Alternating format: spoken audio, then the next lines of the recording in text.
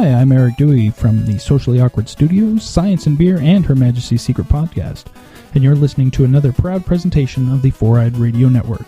Check out more shows at foureyedradio.com. Starfleet Escape Podcast. Prepare for launch in 3, 2, 1. Enjoy the ride. Welcome to the Starfleet Escape Podcast on the Four-Eyed Radio Network, where we escape into the Star Trek universe. This is episode number 39 and is being recorded on May 2nd, 2014. Today's topic, First Officers. I'm Aaron.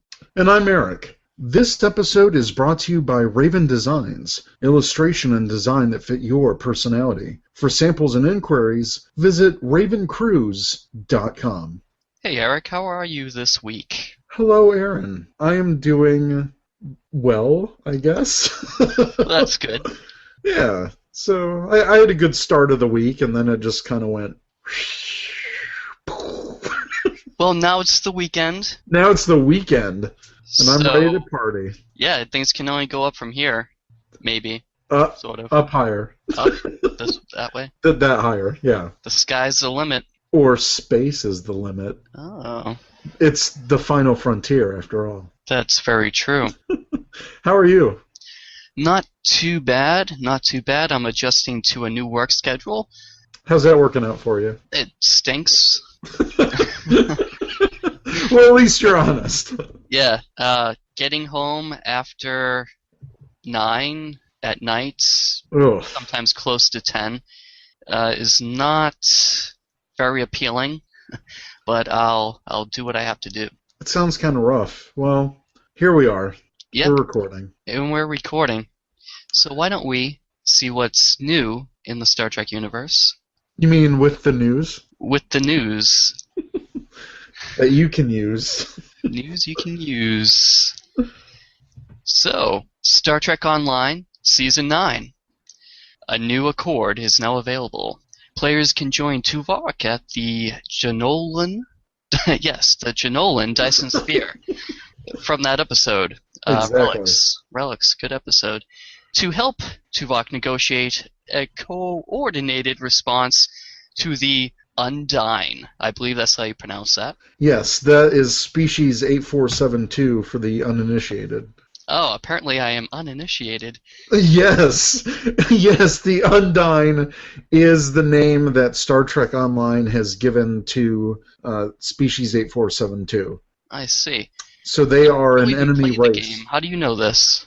Well, just because I don't play the game doesn't mean I don't keep up with it, with the universe that they're creating. I suppose that's a good point. I'm a Star Trek nerd. I'm a Trekkie. That's true. In addition, Earth's space dock has been remodeled. Borg and Undyne missions have been revamped with art and gameplay improvements. New queued events are available. All PvP maps have been enabled for cross-faction play. And there is a new space battle zone in the Solane Dyson Sphere, among other improvements. That was a mouthful. That was. Well, it seems like an exciting time for Star Trek Online players. I wish I played it, but like we've said before, we have not played this. Yeah, I want to get involved in it, though. Maybe someday. I want to, but I'm afraid it's just going to suck all my time away. Mm. And I'm not really a PC gamer. I would love if this was on the console. I see. Yeah, so I'm less of a PC gamer, more of a console guy. Okay. Next, Anton Yelchin will be starring in a new comedy, The Driftless Area. The Driftless Area is being adapted from Tom Drury's novel, which I have no idea what that is. Neither do I. But, he plays Chekhov in the new Star Trek franchise. So it'd be cool seeing a familiar face. Yeah. In a comedy. I love comedies. Oh, me too. It's going to be fun. Yeah, definitely. It's always nice to see Star Trek actors appear in different projects. Yeah, because the one thing that actors worry about is being typecast. Yes. Star Trek actors, especially, seem to be typecast. Not all of them. We've had plenty of great Star Trek actors go on to bigger and better things. I don't know. Whenever I think, I can't imagine them in anything else. Well, I think that's because we're so used to seeing them just in Star Trek. That's true. Gotta expand your horizons, man. I guess so. Like, I don't watch anything else, so I'm like, what? They're in something else? But moving on. George Takei will receive the Vito Russo Award at the 25th Annual GLAAD Media Awards ceremony in New York. So Very good cool. for him. Yeah, it seems like every time we have a new episode, there's something about George Takei in our news. Yeah, he's a very popular guy. His Facebook page is hysterical. Yeah. For anyone that doesn't know, the GLAAD Awards, it's the Gay and Lesbian Alliance Against Defamation. So that's very cool that he is receiving this award, which, according to the article, is presented to an openly lesbian, gay, bisexual, or transgender media professional who has made significant difference in promoting equality. Previous recipients include Anderson Cooper, Ricky Martin, Rosie O'Donnell, Alan Cumming, Cynthia Nixon, Nathan Lane, Cherry Jones, Elton John, Katie Lang, and Tom Ford. So he's joining a long list of great people. Indeed he is. Go George Takei. Next, speaking of awards, William Shatner received NASA's Distinguished Public Service Medal, the highest award bestowed by the agency to non-government personnel, for outstanding generosity and dedication to inspiring new generations of explorers around the world and for unwavering support for NASA and its missions of discovery. So that's cool. Yeah, it's very cool. And I'll kind of talk a little bit about this when I review Shatner's World. In a little bit. Awesome. Yes. Awesome. Because there's a story that goes along with this. Okay, cool. I'm eager to listen to that, since I didn't get to see it. So It's excellent. Hopefully it comes on the DVD, but we'll talk about that more. Cool. Oh, but speaking of NASA for a quick second. No! No, what's up? Have you seen NASA's new design for their next-gen spacesuits? I have not. I didn't know that they released them. Yeah, I believe it's called the Z2, and it basically looks like Buzz Lightyear meets Tron. What is happening? Oh my god. Are you looking at it right now? Yes, and I'm confused. Yeah. It has lights? What is this? I don't know. I didn't really go into the specs of it, but I've seen different renders, and the renders look like those sections light up. Okay, I'm looking at this right now. Wow, it revealed a Tron-like new look to its prototype Z2 spacesuit, which sports an external cover layer chosen by public vote. The cover layer option, dubbed Technology, won the Spacesuit Design Challenge with 147,000 votes, or just over 63% of the ballots cast. The two other choices were Biomimicry and Trends in Society. The Z-Series spacesuit is in prototype phase that will allow astronauts to amble about the surface of Mars someday. The new selected cover layer sports electroluminescent wiring and a stark futuristic look, which provides services beyond mere aesthetics. The cover layer of a non-flight suit still performs an important function in ground-based testing. They said it can be used for spacewalks, and it protects the spacewalker from micrometeorite strikes, extreme temperatures, and harmful radiation effects. But I still don't understand what the funky lights are for. They don't mention what that's for. That's weird. Yeah. I guess it's cool. I mean, I'm not really a fan of the design. Overall. It does look a little Buzz Lightyear-ish. Yeah. Huh. But hey. That's weird. Yeah. So what's next in the news? Next, Fox cancels J.J. Abrams' Almost Human, which starred Carl Urban. No! And I love this show! Yeah, it was a series I was looking forward to. Unfortunately, I never watched it. You're part of the problem.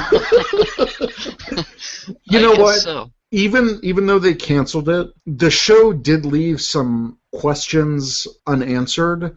But it didn't end in like a shocking cliffhanger or anything. Well, you'll never know. Okay. So it's actually a really good story to watch. I would watch it in the order that it was meant to be aired in, like the official order, because Fox does what it does with some shows, and it mixed up the airing order to place more quote-unquote exciting episodes, like early on in the season, but it messed up the flow of some of the plot threads in the series. I see. So in order for it to make a little bit more sense and that mystery to build, you have to watch in the order it was meant to be watched in.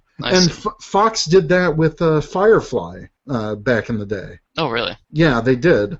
So, I don't know, this seems like a pattern for Fox. They really cancel shows that I like and get into. No, it's serious. Almost Human was a really good take on the future, and I really liked it. So, I don't know. I say everyone should give it a shot. Maybe another network can pick it up, or maybe if they shop it around a bit, it can find home elsewhere. But it was a really great-looking show, and it had humor and action. It was really good. I liked it. I saw murmurings on Twitter about people saying, "Oh, this should go on Netflix. Netflix should pick this up." If Netflix did, I could see... Because it was very effects heavy. Okay. I feel if they went on Netflix, they might not have as big of a budget, but what do I know? I don't know. So actually, with Netflix, they're increasing the cost of Netflix. So new subscribers, it's going to be up a couple of bucks. Current subscribers, it's going to go up a couple of bucks, but later down the line. Oh, God. When did they announce this? This was like a week or so ago. I am so behind. And it's to supplement the cost of their series that they're making. Well, it's still cheaper than cable. Yeah, it's only going to be a couple of bucks extra a month. It's what, $9? It's like $8. It's $7.99. Yeah. So I mean, $10 won't be killing me, I guess, but. Yeah, but then watch Hulu follow suit because Hulu's at $7.99 too. So watch them go to $10 too. Oh, God, in Hulu news, they announced that they're going to. If you say raise prices, I'm going to kill you. No, not raise prices. But they announced that they're going to be allowing select shows to be viewable on mobile devices for free without a Plus account. Okay, I don't care because I have a Plus account, so I see all that stuff. It's good for people that don't have Plus. Yeah. I guess, and it's probably they'll probably just have just enough to wet people's whistle, and then they're like, oh, in order to see the whole season, you're gonna need to pay $7.99. You know what about Hulu Plus though? They don't keep all the old episodes. It's like a rolling 5 episodes, which sucks if you miss out maybe a couple weeks or a few weeks after the premiere. Right. So, that's for new shows, but old shows still have the whole seasons. Well, they should just keep the new shows going. That's true. I fully agree with you. I'm not disagreeing with you. All right, finally in the news, Starship Exeter, the Tresorian intersection, has finally been completed and is available on YouTube. And I'm so excited for this. They have it. The link that we have in the show notes is for the entire episode. It's been edited into one episode that you can watch. And Eric, there's an Andorian. My God. I cannot wait. I've never watched Exeter. Is it any good? It's good. It was one of the better fan productions of the early 2000s. Oh yeah, this is the one we talked about before, right? Right. Yep. Okay. Cool. I'm looking forward to it. As am I. So next up, we have Would You Buy It? Times 2. Times 2. We have 2 Would You Buy It? Because I saw these and was like, yes. And then I saw the other one, I was like, oh, Eric would probably like that. So I put that in there. Oh, thank you. So the first one, would you buy this? Yeah, if I had the extra money, I'd totally buy this. Okay. I would definitely, and I probably will, or I'll make someone buy it for me. Yes, this would be a great Christmas present or birthday. That's very true. And this will probably make its way on our holiday shopping guide in this December. That is way too far in the future. Don't talk about that. Man, this year is flying by, though. It is. It's already May. Good God. Indeed. But what are we talking about? We're talking about the Star Trek III electronic phaser, which will be selling for $39.99. And this is from Diamond Select, which will be releasing the Star Trek III version of the iconic Type 2 phaser.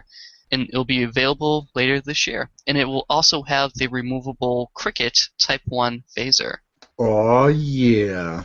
I am so looking forward to this. It looks really good. Yeah, it's cool.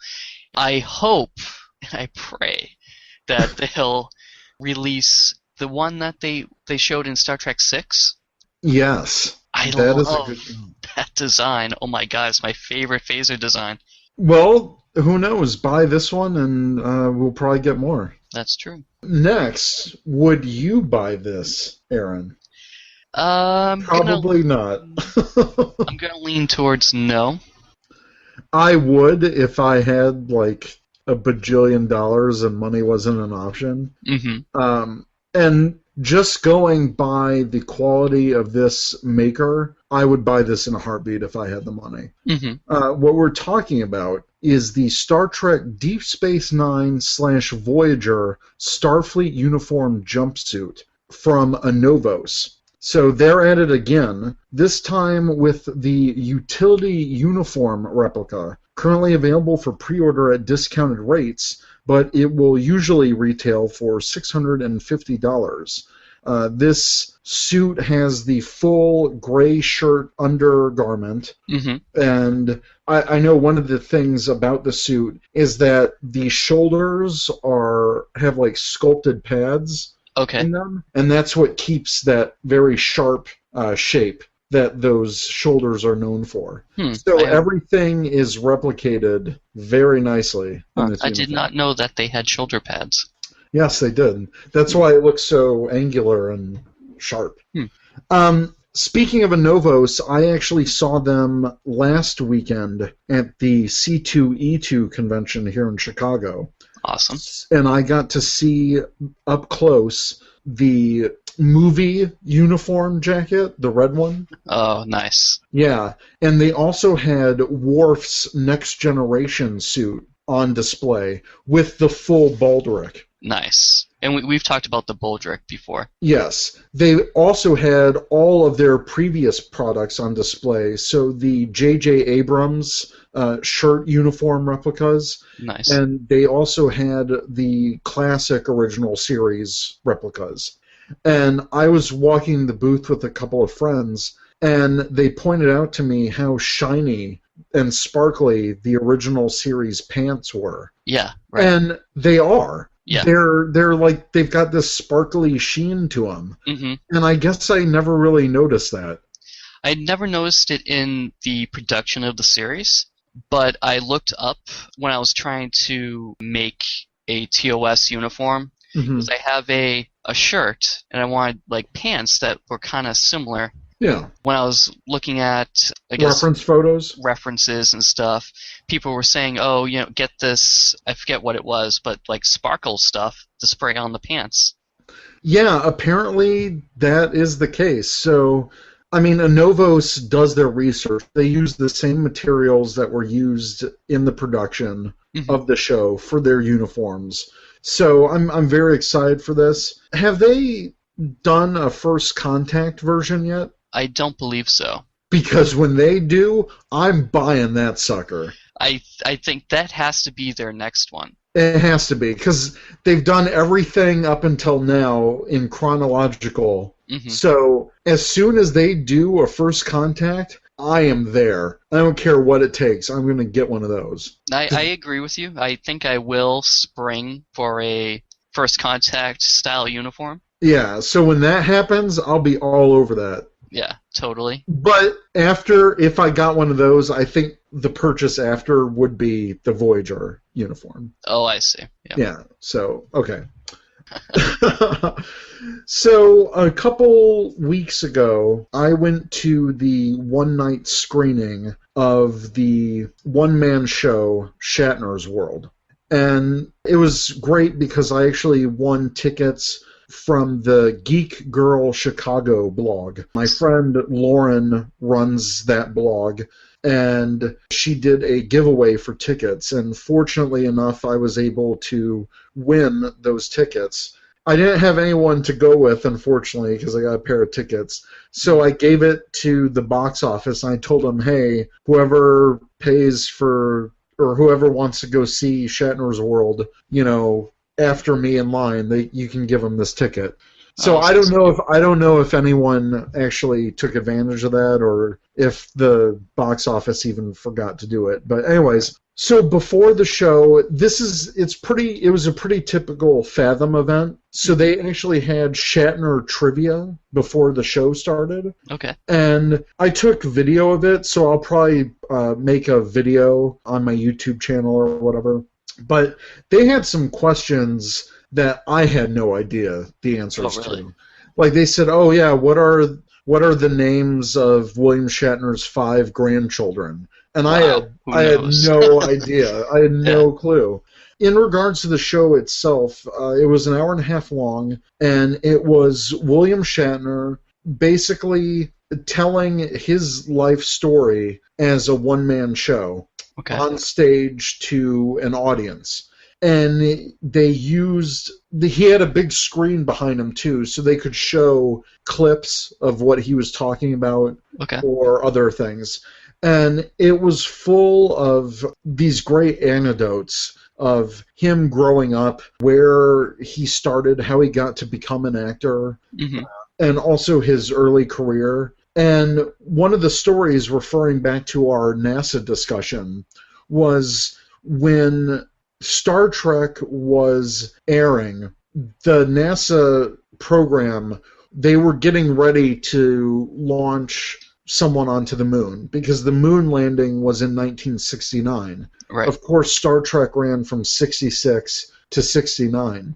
And he talked about, as the show was being produced, he actually got invited to NASA to see the lunar module before it was launched into space. So he got to see the lunar module simulator. And they said, we'd like to take you inside the simulator and you can experience what it might be like to land on the moon. So he got all strapped in, and they're doing the bumpy ride, like lifting off, and then they were saying, now we're going to go into the moon landing sequence. So he said, all right. And they said, okay, we want you to look out of the portal, and you can see the Earth in this view and what the Earth would look like from the moon. And he looked out, and the USS Enterprise floated by.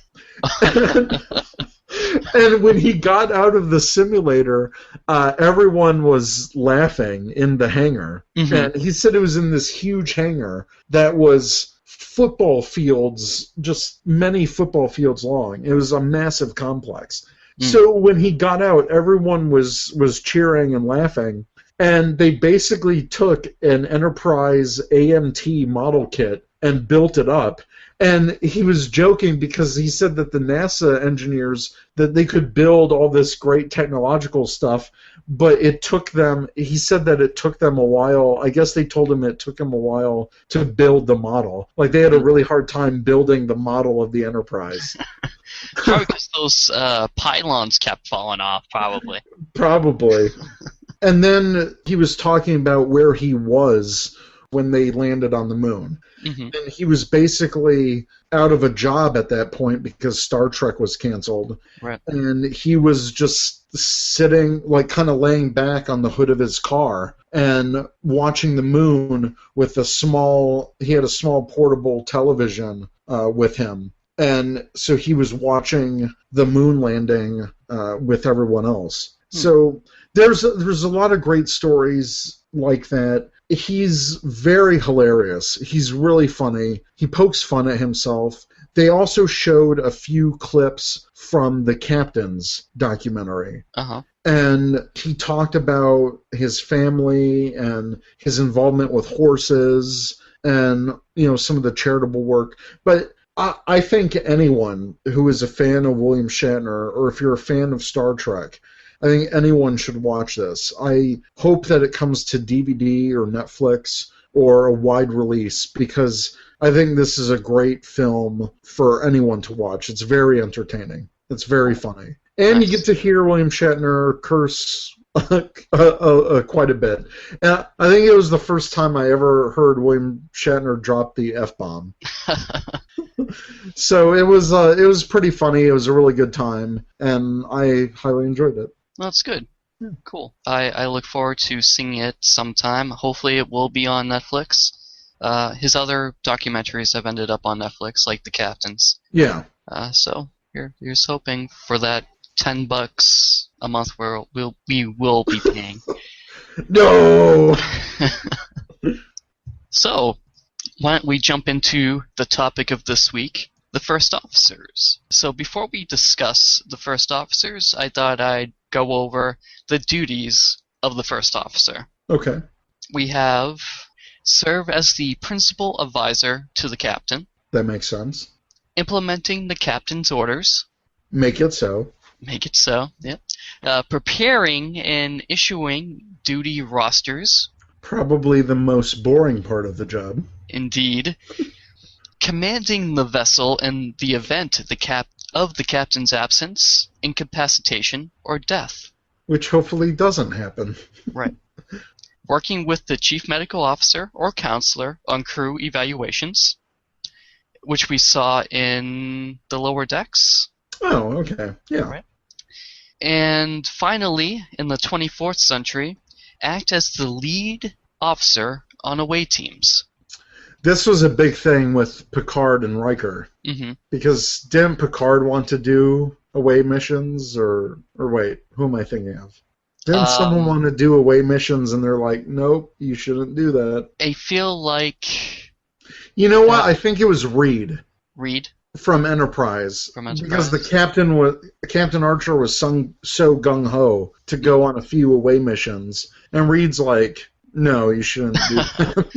I don't know. I feel like someone has objected to the captain going on away missions. I'm pretty sure that Spock in the Abrams universe said that he would quote regulations and tell Kirk that he shouldn't go on the mission, but he would just ignore him anyway. That's right. Yeah, you're right. Yeah.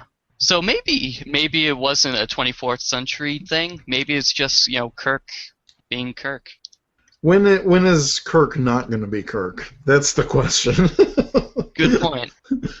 So, let's go in chronological order. Oh, excellent. Of the Star Trek timeline, not how they aired. So we'll start with T'Pol. All right.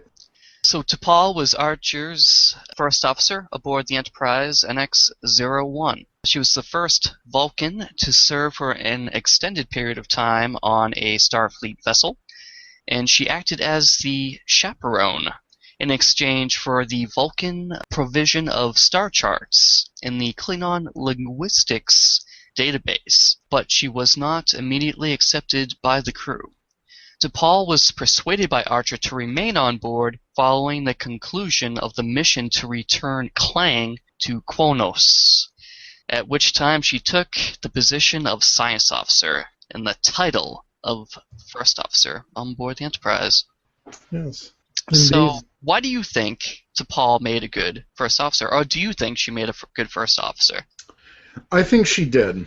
And I think it was because she was a highly capable officer, not just in science. Mm-hmm. While she was an excellent science officer, whenever Archer was incapacitated, she commanded that ship with authority. Right. And she, like you said, in all the above points of, the duties of a first officer, she advised Archer quite a bit on Enterprise. And she was an invaluable asset to the crew. Right. Not just because of her skills, but because she had experience that they didn't. Mm-hmm. And I think her being a Vulcan maybe helped matters. She was very opposite of Archer sometimes. Archer would be very hot-headed about some situations, and she would provide the more logical side to the arguments. So it was a good balance. Yes, it was a very good balance. And I think a good balance is what you need in a first officer.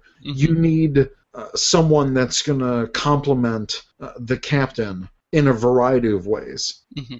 So I think T'Pol was an excellent first officer. I agree.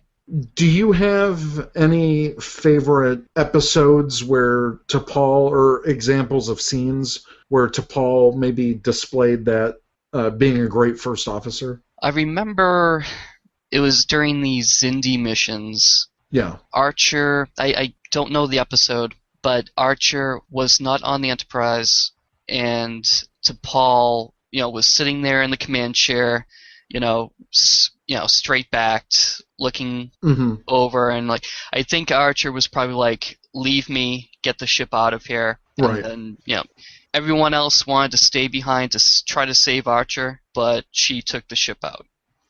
Right, and I think everyone was surprised at that reaction, but in the end, I think I know the episode you're talking about, but in the end, it worked out, and she had a plan that wasn't immediately recognizable to the rest of the crew. Right. And I think sometimes, whether you're the captain or first officer, you have to make the difficult decision that no one else will, and it may go against popular opinion. Right. And it's the good first officers and the good captains that will take that chance and they'll take that risk. Right. So yeah, T'Pol is 2 thumbs up. So I'll ask you the same thing. Do you have any examples of T'Pol being a good first officer? See, it's kind of hard because I haven't watched an episode of Enterprise in so long. Well, I liked T'Pol's story arc overall. Especially her struggles during the Xindi arc with the Trillium addiction. Right, right. And even though she had this addiction and she had this problem, she was still able to do her duty, and she became a better person because of it. I think T'Pol in the 4th season she's excellent. She's running on all cylinders. I think T'Pol in the 4th season is one of my favorite characters, and I also liked her relationship with Trip. Okay. And I know, in Starfleet, at least, maybe not in early Starfleet, but, fraternization among the crew, whatever. Mm-hmm. But no matter what personal issues she had, she still got the job done. Right. And she was very effective at it. I agree. Yeah. Moving on, the next first officer was number 1 from the Star Trek original series pilot. She was Captain Christopher Pike's first officer on board the Enterprise NCC 1701 during the pilot. While number 1 served in this role, she held the rank of lieutenant. She was noted for her exceptional intelligence and rationality, and Captain Pike regarded number 1 as the most experienced officer on the Enterprise. According to the Telosian magistrate known as the Keeper, number 1's seeming lack of emotion was largely a pretense, however, and she often had fantasies that involved Captain Pike. Now, going a bit into memory beta and some of the bigger fiction of Star Trek, because number 1 was only seen in the pilot. Right. Actually, I don't know if you've read any of the Peter David novels for Star Trek New Frontier. I haven't. It's an excellent series if you ever get a chance to read it. But in that series, we learn that number one is actually an immortal being like Flint in the original series. She's one of those immortals. Okay. And she's actually the mother of Robin Leffler from The Next Generation, who is played by Ashley Judd. Okay. So in the bigger expanded Star Trek universe of fiction, she plays a much more significant role. And she also has a comic book series. She's been featured in the comic book series. Okay. Quite a few of them. So I think in Star Trek New Voyages, which was a Marvel-produced line that expanded on Christopher Pike's time. So yeah, she's been featured in a lot of the fiction, but we only see her canonically in the pilot. Right. So what did you think of number one from the pilot? I thought she was a good officer. I mean, you can't really get too much from one episode. Right. But she seemed to have a lot of the qualities that Spock will have later on in the series. Now, the reason why she didn't make it into the series I've read is because the producers thought that she was a little bit too cold. It wasn't because that she was a woman or anything like that. Is because they weren't too interested in her character because of her attitude that was written in the show. I see. So I thought whether she's a human or whether if you take the fiction and she's one of these immortals, I think she's very calculated, almost Vulcan-like, with being a Vulcan. I mean, if you put ears on her, pointed ears, she would be a Vulcan. Yeah, at least in terms of attitude, she's very analytical. Right. Moving on, we have Spock. Hey! Who was the first officer aboard the Enterprise 1701 under the command of Captain Kirk, as well as the Enterprise A, when he wasn't commanding it. Right. I find it interesting that the Vulcan first officers that we've had, T'Pol and Spock, they also serve double duty as the chief science officer. Right, because if we look at, like, say, the Next Gen, the first officer is just the first officer. Right. And I wonder if the first officer is just the first officer in the later series, because there's so much more responsibility as a first officer. Right. But I don't know. Like, I don't know. It would seem like even back in Kirk's time or Archer's time, that filling both roles would still be quite a challenge. And maybe they're the ones that can do it because they're Vulcan. I don't know. But the fact that we've never seen a first officer since T'Pol or Spock have a double duty, I think that's because they're Vulcan and they can handle both jobs. Right. And that's actually a very good point, because that slipped my mind. I didn't put those together. I guess Vulcans are just more scientific-y? I don't know. Yeah, well, yeah, they're quite a scientific race, but the fact that they can also be leaders as well. That's because true. Spock went on to become a captain himself. And if we take into consideration the events of the JJ universe, where Spock was going to become part of the Science Council? The like that? Yeah, the Vulcan science Academy? Yeah. Something like that.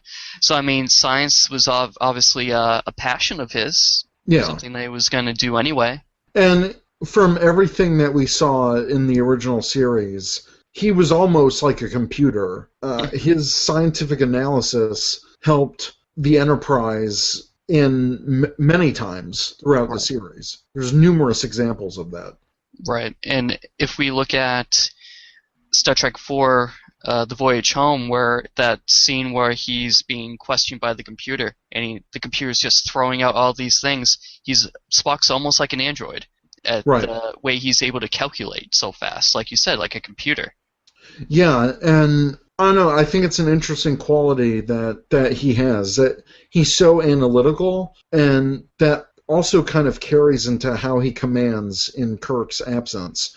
And I remember quite a few episodes in the original series when Kirk was either absent or kidnapped or whatever the situation was, where the crew butted heads with Spock and argued against him and some of his decisions, and they really confronted him about those. Mm-hmm. But he kept cool, and he knew that the decision he was making was the right one. Right, and that kind of echoes to Paul a little bit. Right. And it's kind of interesting whether it's, I'm not going to say prejudice towards Vulcans, because there's supposedly no prejudice in the future. But well, there was in the 22nd century. Right. But it seems like whenever you have a Vulcan first officer, you're going to be butting heads with them quite a bit. And even in the Balance of Terror episode that we saw, there's a lot of prejudice thrown against him because of the Romulan connection from that one officer. And it kind of put this doubt among other members of the crew.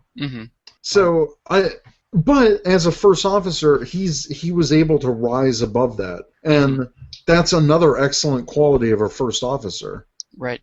And if we kind of jump a little bit and look at Data, when he was put in command of a starship as the commanding officer, and how there was doubts around him being in command, and he was able to squash those. I feel like there's a lot of parallels between Data and Spock.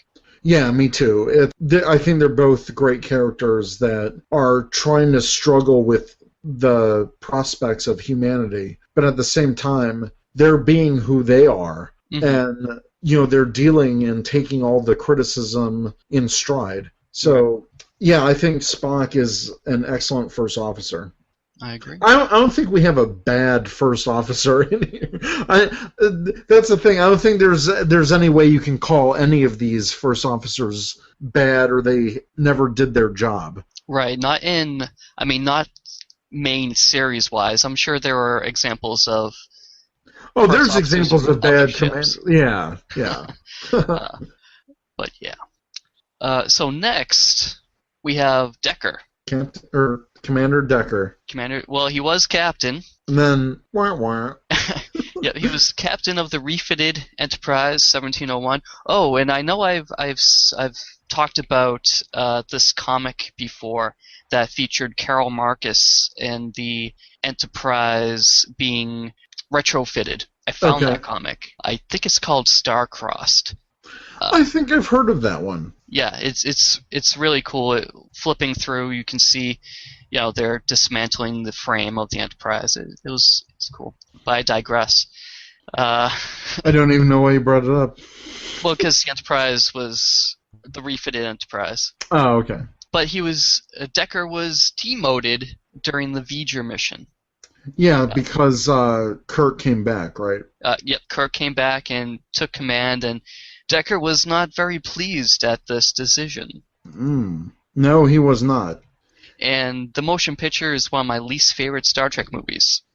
You know what? After watching the director's cut version on DVD, it's actually a really good movie. I guess it's just the pace of the movie that bothers me. It can be a little slow at times, but I don't know. I think it's the kind of Star Trek movie I wish we got more of, and I know it's not going to happen because it's all about action and shoot 'em up and bang, bang, bang. Right. But I kind of like higher concept, higher intellectual, where there's more of a message behind the movie. Right. What did you think of Decker?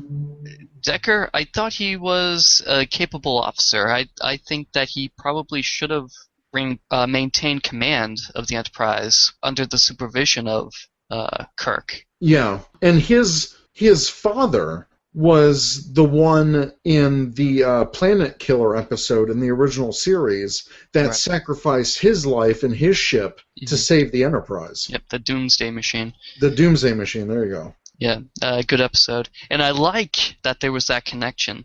I do too. And that's an interesting point, that his father sacrificed his ship to the Doomsday Machine to save the Enterprise that he was supposed to command, that his son was supposed to command in the future.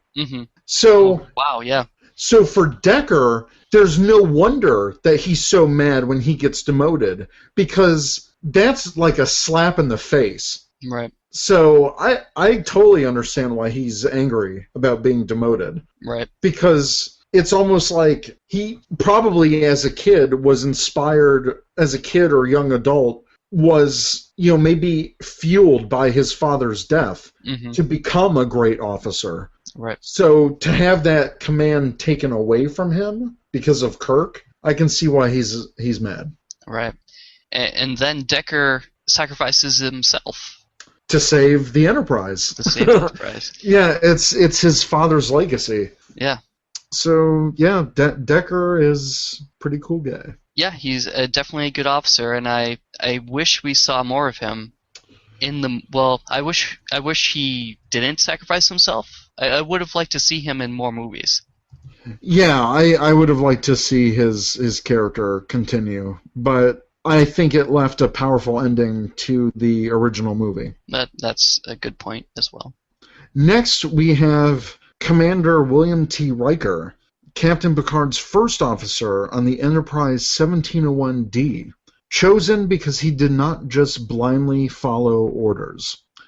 And the interesting thing about Riker is during his time as first officer, he served with Captain Picard for many years across 2 ships. Right. And he actually turned down, Riker is famous for turning down promotions to be captain. I think, I don't know if it was in one of the episodes, but I think he's turned down more, captain's offers than anyone else. And it became a talking point, in a couple episodes, and also one of the movies as well. So I think what's interesting about Riker is why did he stay a first officer for so long? And I think it's because he was learning so much from Captain Picard. Captain Picard, at his point in his career, was probably one of the most senior officers in Starfleet. Right. And I think Riker even said this himself, like, why wouldn't you want to learn as much as you can from them? Right. And I liked when Riker finally accepted moving on to become his own captain with the Titan at the end of Nemesis. And I really like that scene at the end when him and Captain Picard kind of part ways. And out of everyone in this list, I think Riker is my favorite first officer. I would agree with you. One of the reasons why I think he might have turned down the command so many times is because it's also the USS Enterprise. It's the flagship of the Federation. Yeah. I mean, I would rather serve as first officer of the flagship than captain of, like, this vessel over. Yeah. I want to serve as the commanding officer of the USS Lollipop.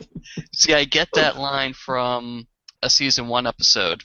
I don't remember that. It's the one where that hologram is trying to sell weapon systems, and one of the weapon systems kind of scans your mind and displays another hologram of someone that you know. But needless to say, I have no idea what freaking episode you're talking about. Oh, but so he's the hologram is talking to him. Riker, being as quick as he is, realizes this is not my friend, as the hologram's trying to get basically tactical information from him.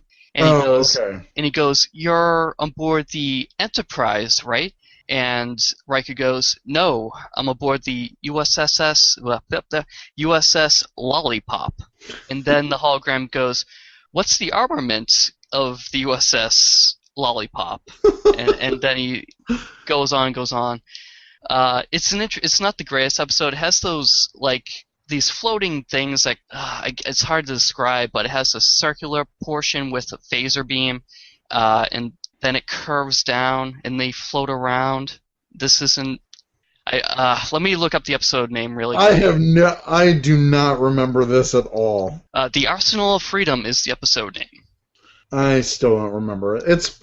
I've barely watched the first. I think I've seen the first season when it originally aired, and because it was so horrible, I barely touched upon it aside from a few episodes. Well, there you go. But that's one of the memories I have of Riker, I guess. Do you have any episodes that stand out for you? With Riker? Oh. There's so many. Another thing, actually, while you're thinking. Go. All right. What's that? When we were talking about how the first officer has to make a decision, even though the rest of the crew might not like it. Yes. When he's technically, I believe, the captain of the Enterprise in Best of Both Worlds. Yes. Where he tells Worf to fire at the Borg cube, potentially destroying the Borg cube and killing Captain Picard. I think one of my favorite Riker moments is when he has to deal and face the consequences of earlier in his career with the Pegasus. Oh, okay. Yep. And as much as I dislike These Are the Voyages being the series finale of Enterprise, that's neither here nor there. Right. I mean, it was good seeing him return, but it was good that even though the time difference and all that stuff it doesn't really match up. Right. But I like that they reference that episode and that the Enterprise episode takes place during the time frame of Pegasus episode. And because it's one of the, I think, greatest obstacles and greatest challenges that Riker has had to face internally, because it was an internal personal decision that he had to make to tell Picard the truth of what happened with the Pegasus. So I think that's one of my favorite moments. And it also shows his growth. Yes. From an officer that will just blindly follow orders to an officer that will question orders before carrying them out. Yeah, and I think that a first officer needs to question the captain. They need to challenge the captain. Otherwise, the captain will have free reign, and they might not be the best judge of character themselves. So I think first officers work best when they're either a foil to the captain or they're the ones that challenge the captain. Because not every decision is going to be the correct one that the captain makes. Right. And like we said at the start of this, Picard chose him because he wasn't a yes man. Right. And I think it was a good decision. Me too. Moving on to Deep Space Nine in Kira Nerys, Major Kira Nerys, which she does become Colonel later on in the series. Yes. She was Commander / Captain Sisko's first officer on Deep Space Nine, and we say that because Sisko gets a promotion from commander to captain. And she was resistant to Starfleet being in charge of the station, and I sort of see this as a good similarity and contrast to Paul and her time on the Enterprise and Kira's time on Deep Space Nine. How so? So Kira didn't want anything to do with Starfleet, didn't want them there on the station, and to Paul, didn't want to be on board the ship. Right. But grew and became part of the crew, just like Kira grew and became part of the crew, even though initially they butted heads. Yeah. And what I like about Kira that none of these other first officers have is she was really stubborn. And she was not afraid to voice her opinion. And she had such a passion, I think, because she was, before she was, first officer of Deep Space Nine, she was a freedom fighter. She resisted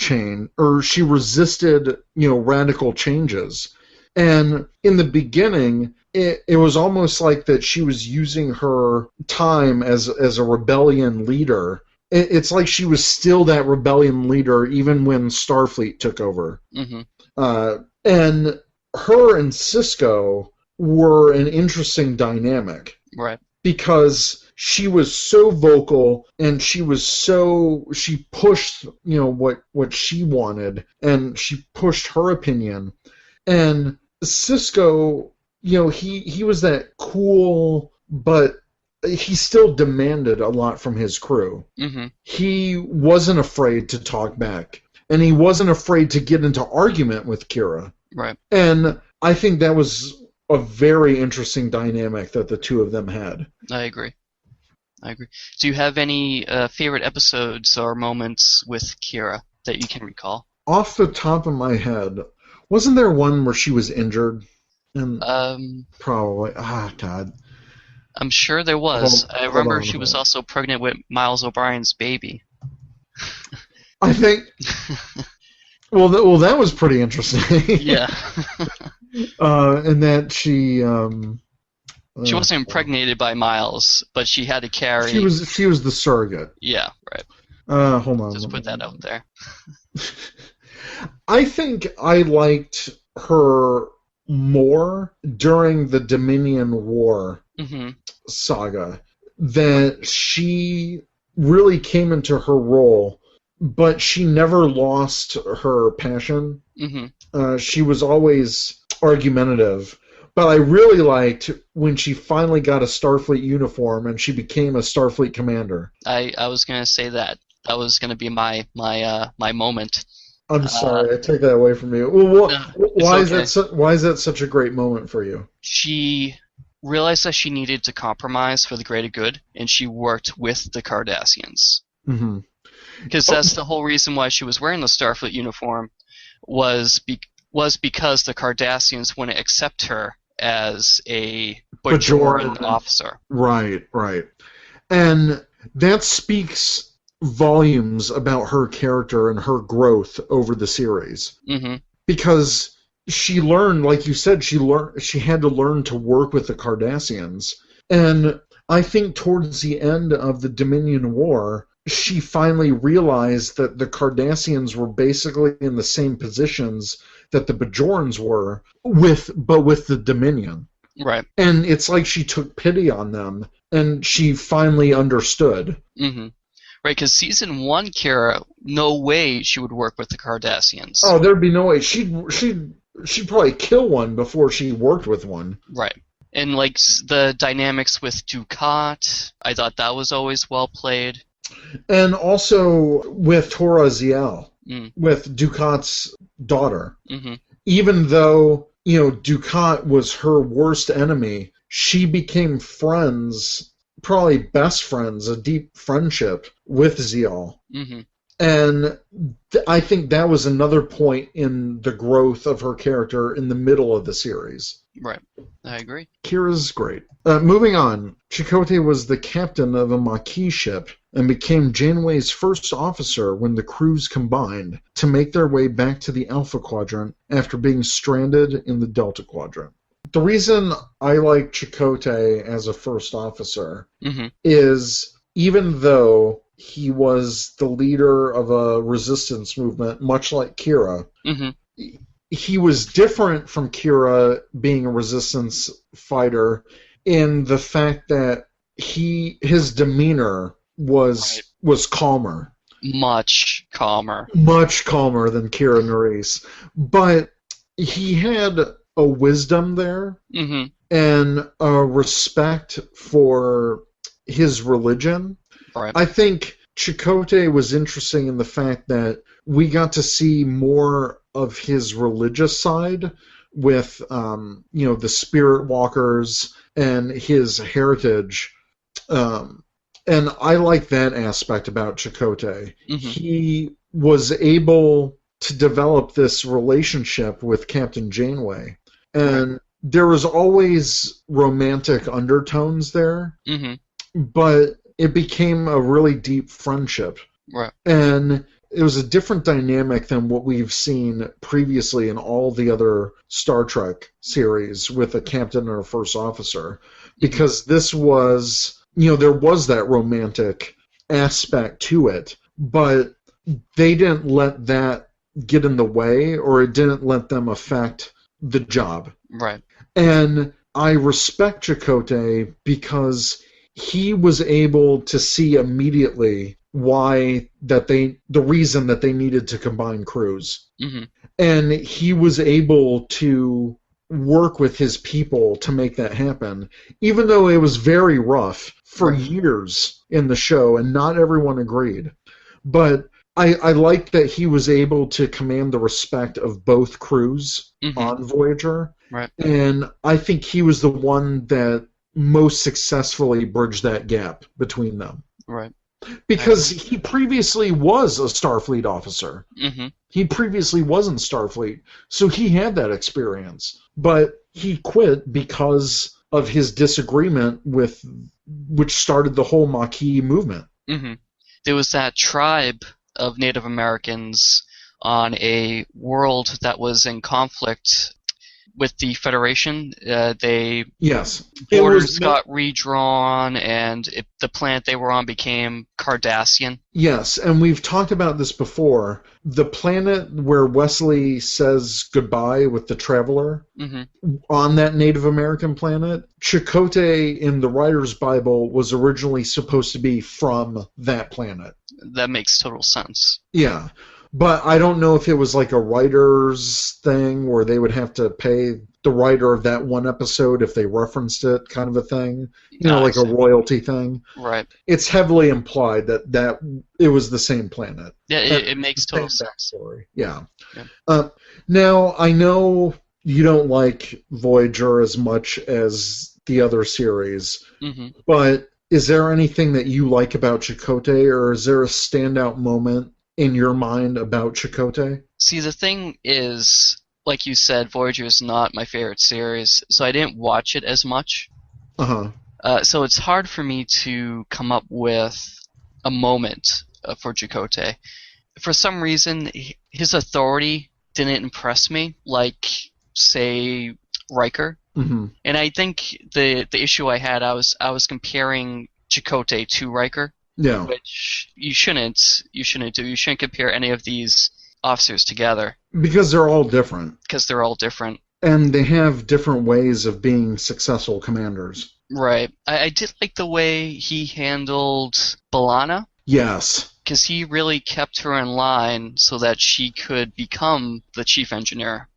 Yeah, and I'm glad that they kept that relationship throughout all 7 years of Voyager. I'll say this about Voyager, and I know you don't like it as much, but Voyager had such a great internal continuity, especially with the relationships and the events that happened, that all of the relationships, and I know Janeway talks a lot about Voyager's crew being a family. Right. Well, you really see that family grow throughout the whole series, and I think Chakotay was a huge part of that, especially with B'Elanna and some of the senior Maquis crew members. Right. So, yeah, I think Chakotay's a great character, you know, for different reasons than the other first officers.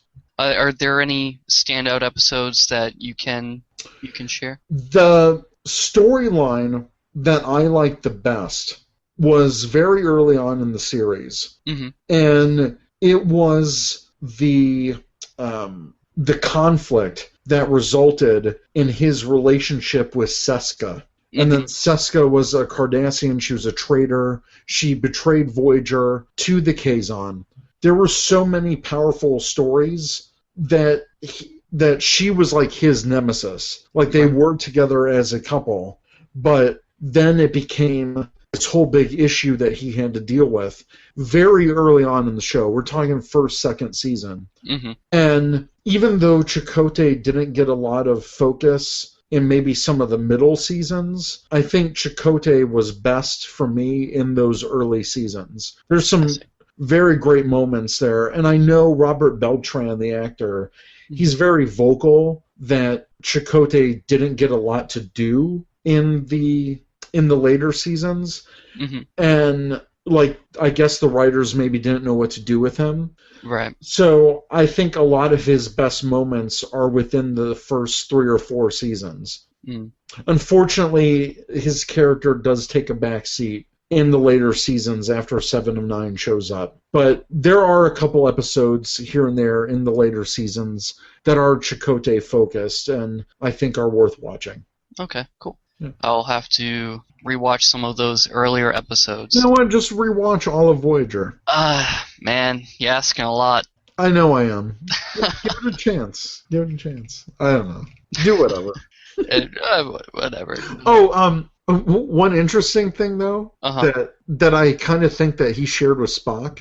Uh-huh. But just because all Vulcans are vegetarian, but Chakotay was also vegetarian. Really? Yeah, because of his culture and the Native American or whatever. I forget what tribe he was a part of, but he was vegetarian. Interesting. Yeah. Now, was 7 a vegetarian as well? No, No. she was not. She just plugged in, and that was it? Well, no. I mean, in later seasons, she did eat, but she wasn't a vegetarian. I see. See, I like Kess more than 7, but that's just a personal thing. All right, moving on. Moving on to the next section of the show, the subspace channels. So the question is, if you could pick anyone from Star Trek, who would be your first officer? Anyone from Star Trek. Anyone from Star Trek. Doesn't have to be a first officer. It could be Mr. Mott, the barber. No, I don't want him.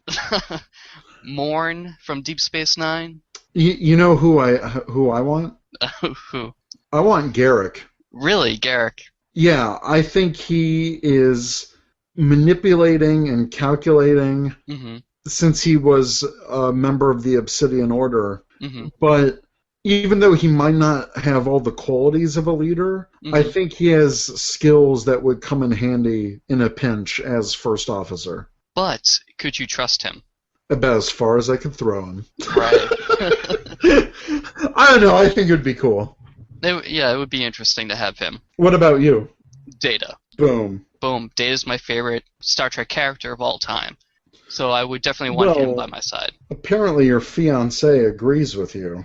Oh, snap. Going on Twitter, Lil Cute Girl 86 said, I would pick Data. He's an android, but I know he would have my back. And yeah, Data would definitely have her back. He would have everyone's back. Yeah. Next, we have at Majin Fox. There you go. Who says Quark, and then the emoticon of the tongue sticking out. Rule of acquisition number 33. It never hurts to suck up to the boss. So does that mean that Quark is going to suck up to him? I guess so. He would be the boss? I guess so. Interesting. Moving to Facebook, our co-host Marty Hogan said 7 of 9, and he didn't say anything else. No, but 7 of 9's an interesting choice. She's a good choice. Yeah. She's very knowledgeable. She is. Like other officers, like Spock, who had that science role.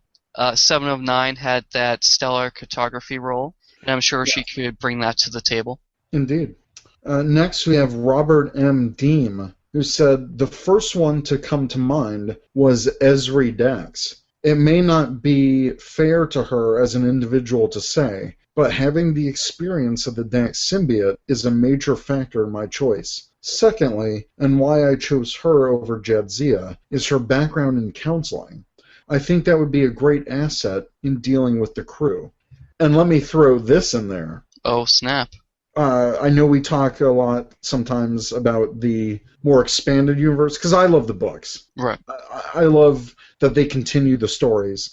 But in the novels, in the Deep Space Nine continuation, Ezri Dax eventually becomes a captain of her own ship. Ah. So I kind of agree with Robert here that I think she would make an excellent first officer because of that experience. Would you say that Counselor Troy would make a good first officer or captain? Or is it comparing apples and oranges because Ezri has all of this past experience? I think it might be comparing apples to oranges, Mm-hmm. but even despite that, I don't think Counselor Troy would make a good captain, Mm-hmm. per se, but I don't even know if she'd make a first officer.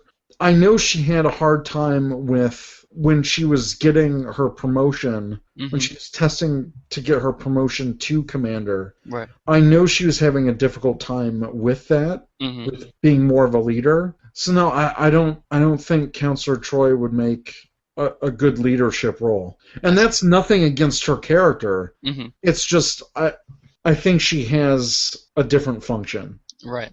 No, I agree.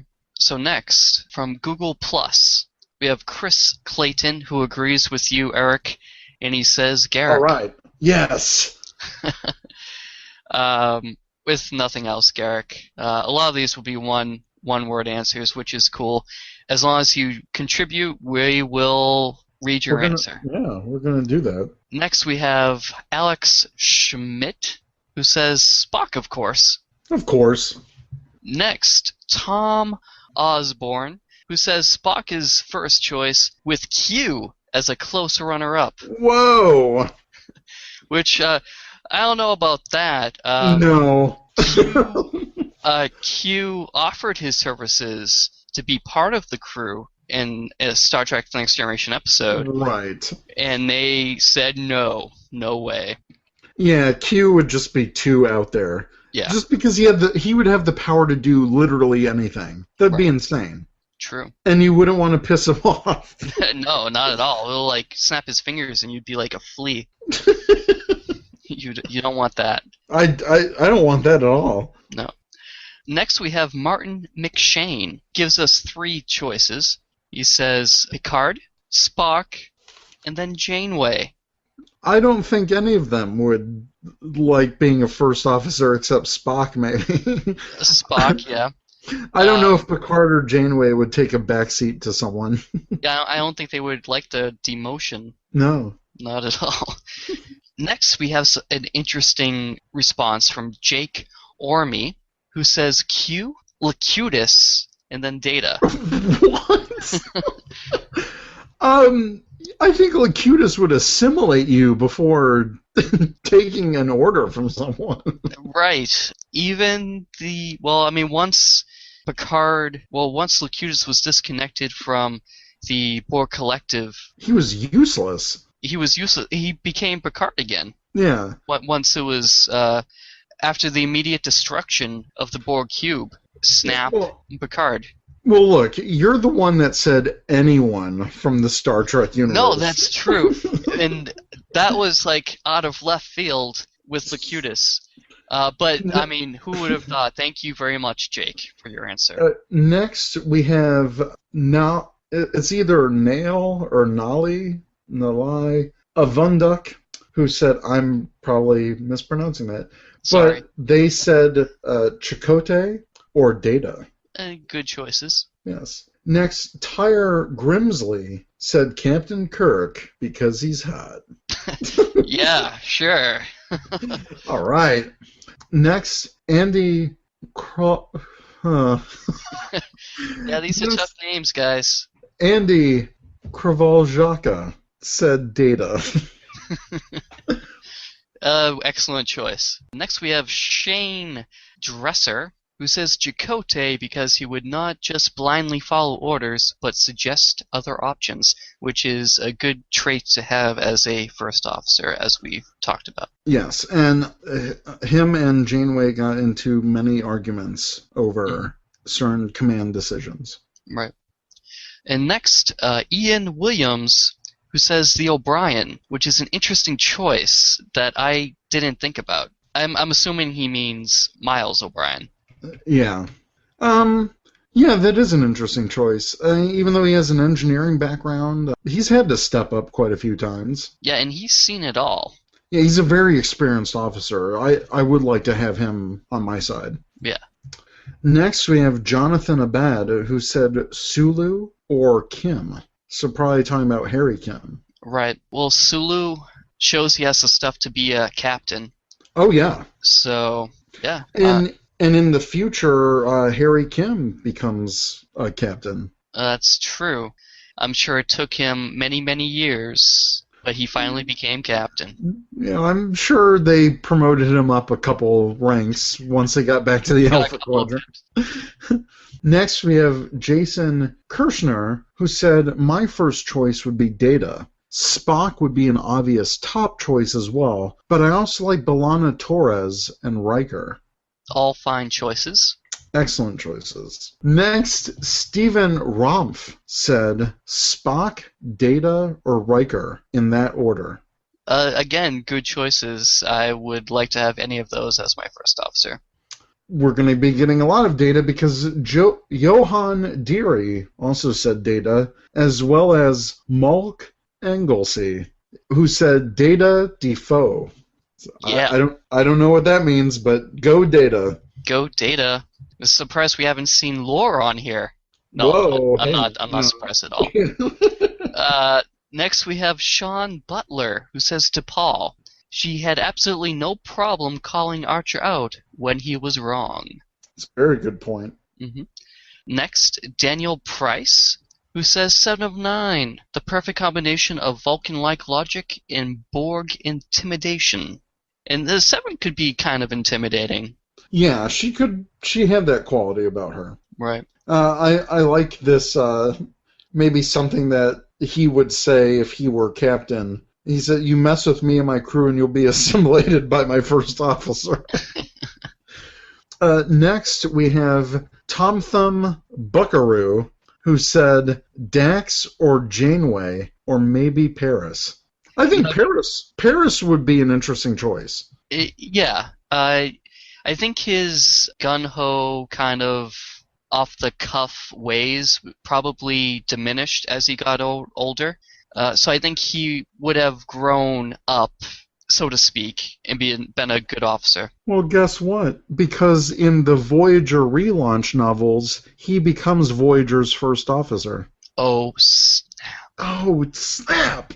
I think having the baby changed him.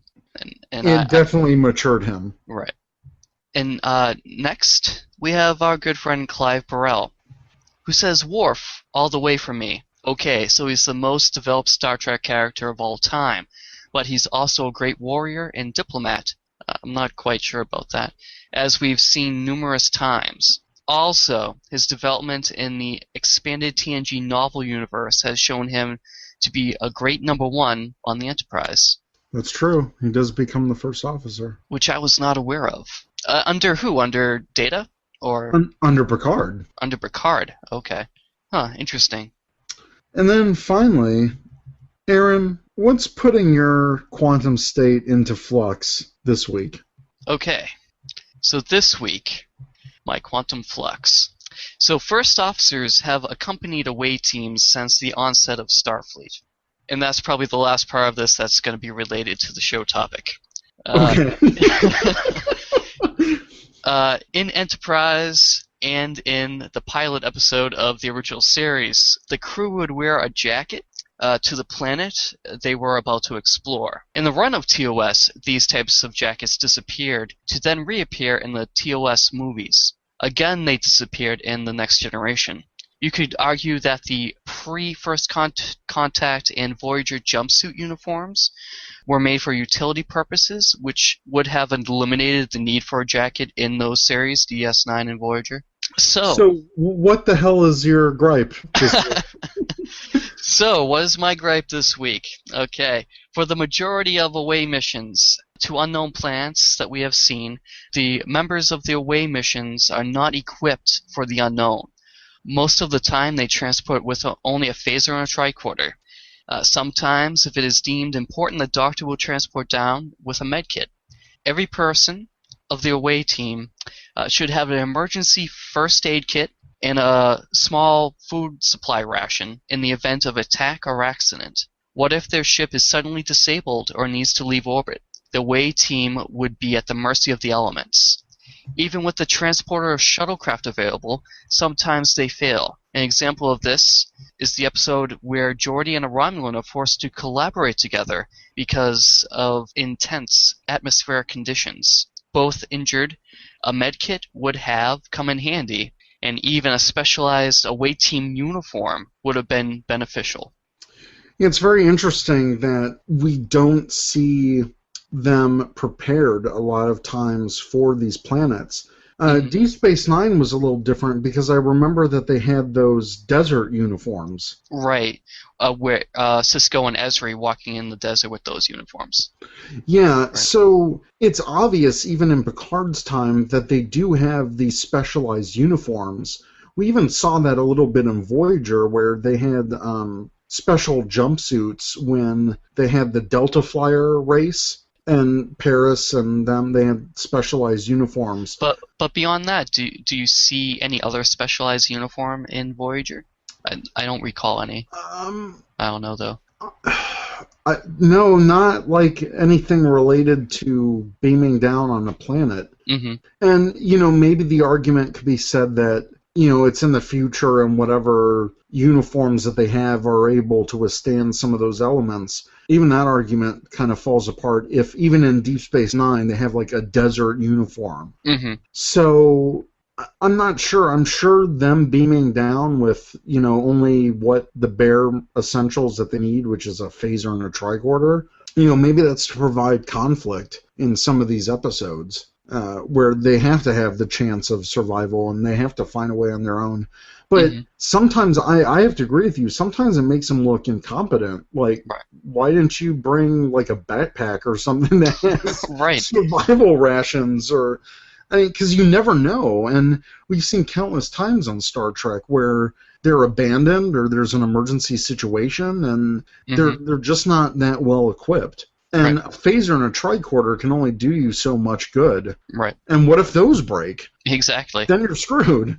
What if something with the planet's atmosphere or the makeup of the planet interferes with their function?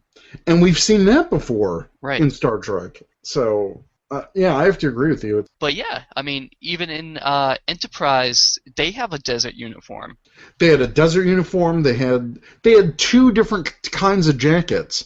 They had like a heavier quilted one and the thinner jacket. They even had baseball caps. Right. They had everything. Mm-hmm. Come on, Next Gen, what happened? It was probably budget reasons, or like you said, to create some kind of conflict.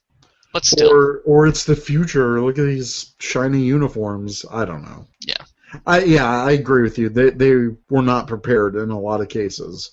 Right, and they could have had, well, in the Next Gen, a yellow shirt accompany them with a backpack with stuff in it.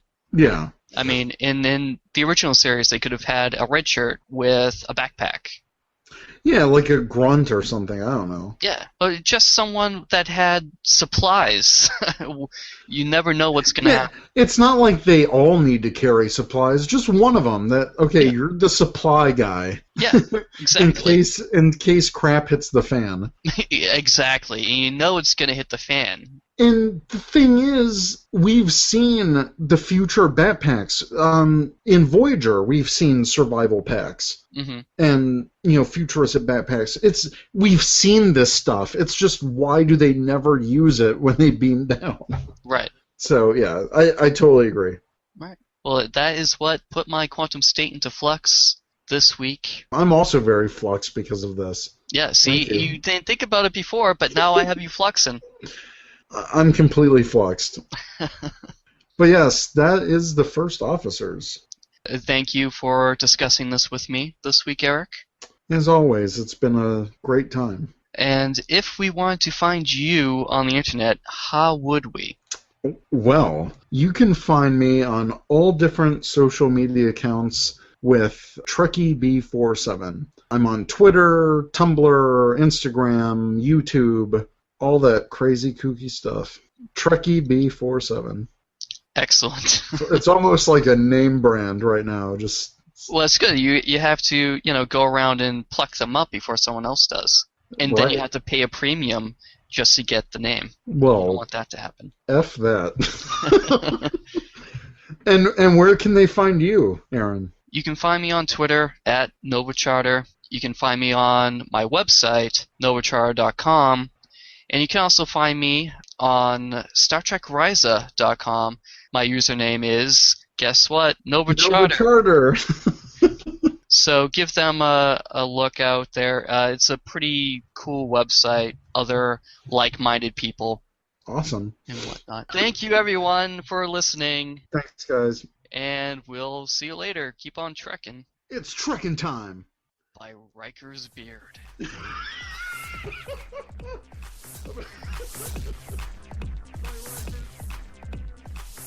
You have been listening to the Starfleet Escape Podcast on the Four-Eyed Radio Network, where you can catch a new episode every other Monday.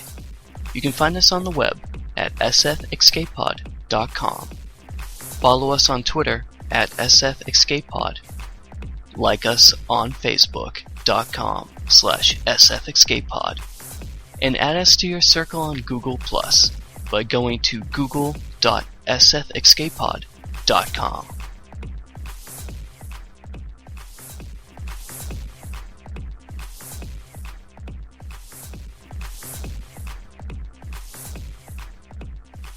This has been another proud production of the Four-Eyed Radio Network. You want to see more shows, go check out www.foureyedradio.com, you winker.